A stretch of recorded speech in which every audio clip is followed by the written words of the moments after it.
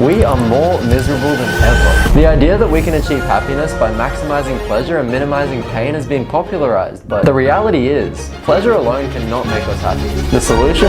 Balance. Apparently. But is balance even realistic? In order to achieve happiness, we need balance between work and leisure. But what does this guy even mean?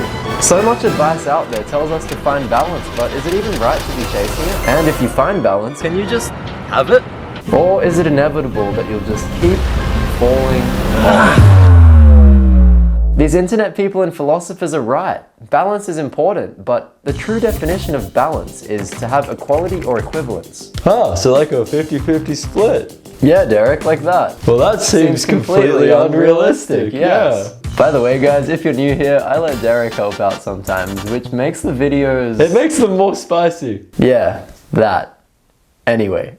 Advice givers are using the wrong word and are giving us unrealistic expectations of what finding balance truly is. In my opinion, a word that better describes what they mean is harmony, where all areas of your life will work together to bring you energy. Here's how to get some of that. I'll start with something you should all recognize, the yin-yang from ancient Chinese philosophy.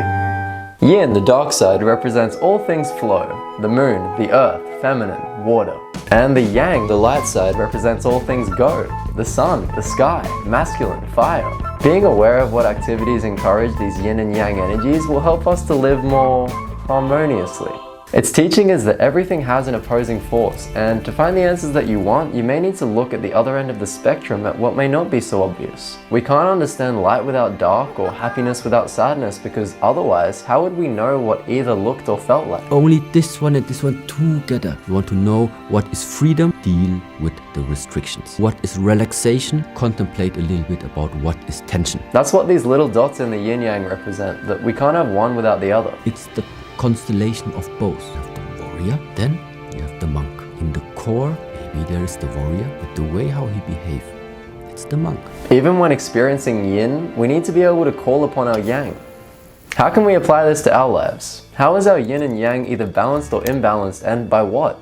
A shortcut to knowing this is anything relaxing, nourishing, or restful is yin. And anything stressful, strenuous, or stimulating is yang. So basically, it's yin pleasure and yang pain. So a casual walk in nature would be yin and running would be yang. Yeah, right. Have you got any more examples? Yeah, actually, I wrote a whole list, but I'll edit that in later.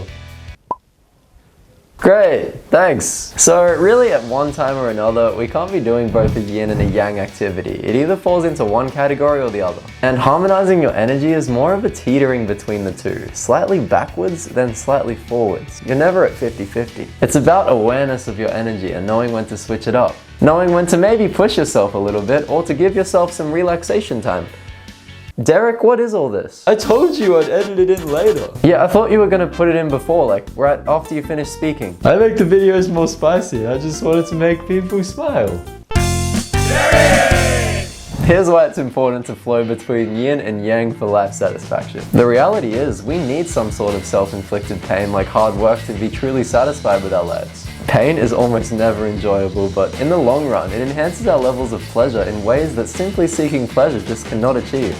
An example of this is the runner's high, the sense of euphoria that stimulates the release of opioids in the body. If you've ever experienced this, it feels great. And after pushing yourself, how much better does water taste? Water, you Americans. Pain connects us more deeply to the world around us and makes pleasure that much more enjoyable because now you know what it's like to suffer. And you get to reap the benefits of not having to do that thing anymore. Working on a project like this for me, like some parts are painful, but I just keep pushing, knowing that the end result is something that I can be proud of and hopefully something that you guys will enjoy. Hopefully. Here's a chart that explains it pretty well that Derek made. I actually found it on the internet.